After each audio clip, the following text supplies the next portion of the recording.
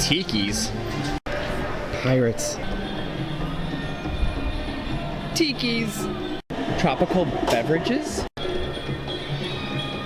And still more Tikis. In 1971, the fine gentlemen of Walt Disney Imagineering created a place full of adventure. A place they aptly named Adventureland. And on today's In Between Here and There, I'm here to discover its origins. If you enter Adventureland from the hub, you're greeted with a 1950s adventure exotic theme, very post-war. Ruins from an old ship make up benches on rocks. Architecture in this area is very Tahitian inspired. The original Adventureland that was built in 1971 originally had two main areas of concentration here in Adventureland. You had the main Adventureland, and then later on, when Pirates became a hit, you had the Caribbean Plaza. Now, technically, there's three.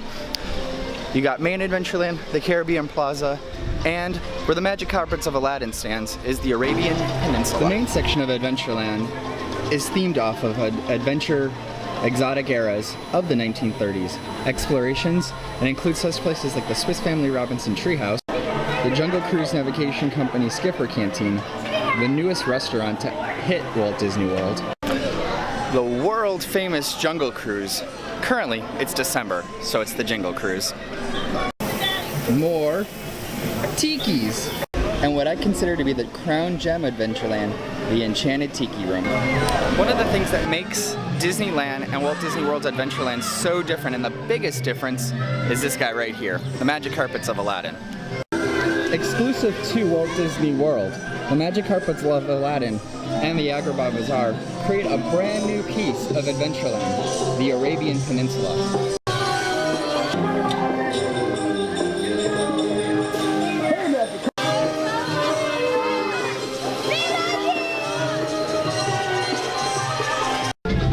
However, probably the most popular attraction and biggest area of Adventureland that nobody realizes has its own section is Pirates of the Caribbean. Have you ever noticed the signs when walking into Walt Disney World? Out here in the hub, before you go into any of the themed lands in Walt Disney World, is a sign that nobody really notices, but everyone enjoys. A sign that clearly shows that there's two areas in one place here. Walking up from the hub, passing through the dense lush forests of the jungle and the Swiss Family Robinson Treehouse, past the Jungle Cruise, and even past the Tahitian styling of the Enchanted Tiki Room, you notice that there is a lighthouse and a parkway with lights. Civilization is nearby. Continue walking this path, and not only do you see one building with a lighthouse, you discover that there's an entire village, shops, where people ate, and even a stage for the town to have enjoyment. Oh, and rum. Why is the rum always gone?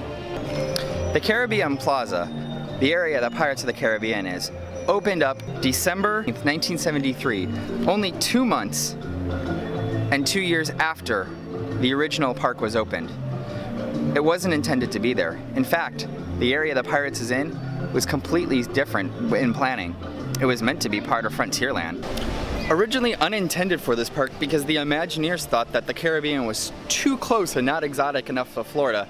They were going to put in an attraction dedicated to Frontierland and the Old West. Pirates hunting for booty. But customer service and guest complaints deemed that Pirates needed to be here in Florida. So, with that being said, WDI created an abridged version of this attraction because they didn't expect it to go here, so space was limited. But finally, it was built. While most of Disneyland's Pirates of the Caribbean is played off the whimsy and fun of pirates, because this location is already so close to the Caribbean, they decided to play with a little bit more real of a tone. The entire building for Pirates of the Caribbean in Florida is housed in a scale model of an actual castle located in Puerto Rico. Castillo del Moro. To compensate for the space and size of this Pirates of the Caribbean, the ride might be a little bit smaller and more compact to the best of sections of Pirates in Disneyland. But the queue here is completely different and, in my personal opinion, a little bit better. You get to actually enter Castillo del Moro, and as you walk down the halls, if you listen carefully, you actually hear pirates of the past wailing and hollering. Why is the rum so far away? The concept, theme, and storyline of this Pirates is very much like the one in Disneyland. While you're in the castle, and up top here, you're set in present day. As you go over the waterfall, you are actually taken into the past, where pirates lived, ruled, and debauched things. Pirate words I don't know well.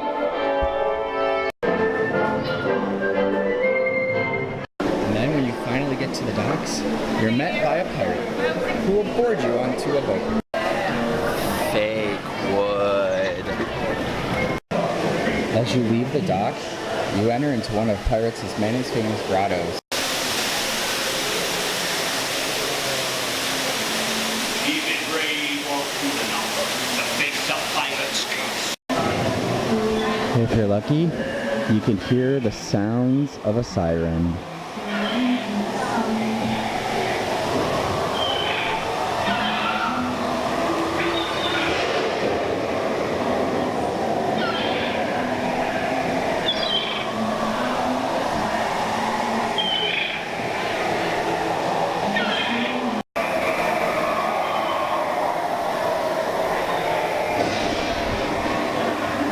Upon dropping down a waterfall, you're sent into the past. And there's an epic pirate battle going on. It's Captain Jack Sparrow we're after, and a fortune in gold.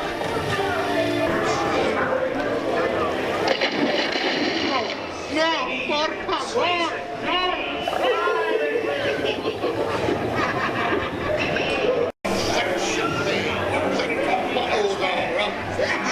I'm not sponging for rum. It be gold I'm after. Strike your colors, you brazen wench. No need to expose your superstructure. What's the ready? What's the ready? And it certainly wouldn't be Pirates of the Caribbean without this delightful tune.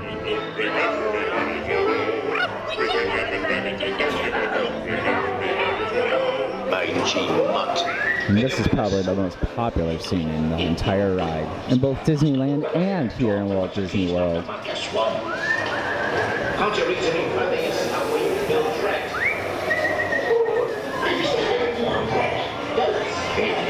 As we come to the end of the ride, you'll see that there's a sign up on this building.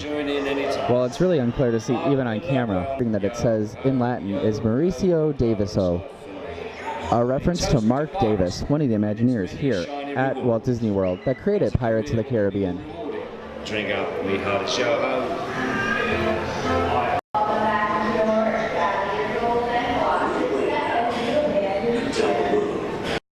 Pirates, man. What a fun one.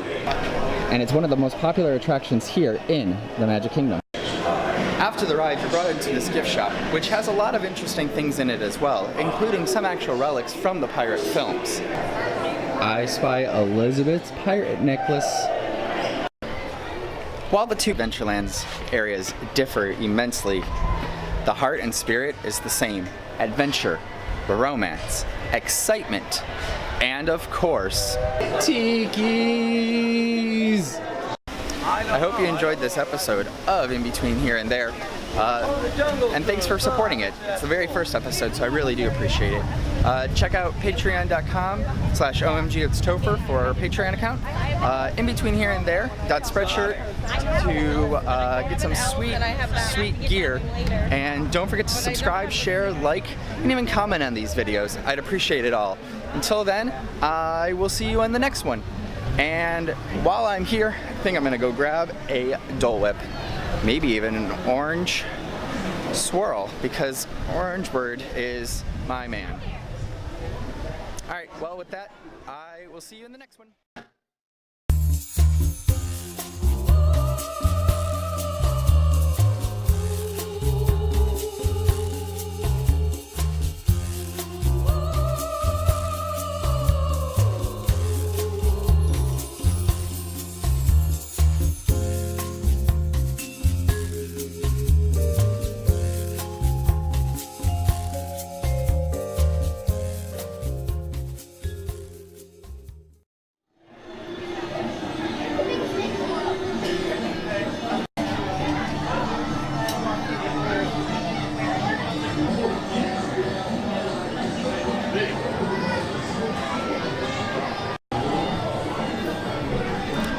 Cat's got his tongue.